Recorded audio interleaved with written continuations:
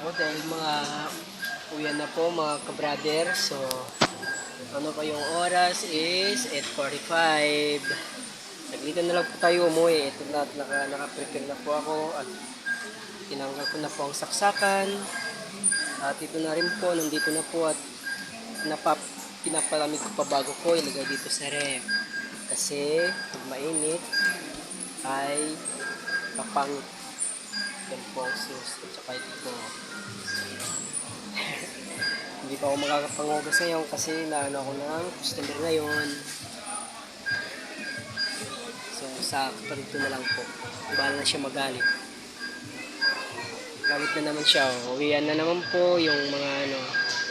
Pag 8:45 so hintayin na lang po namin mag 50-55. At tutunog na ang pito ng security guard.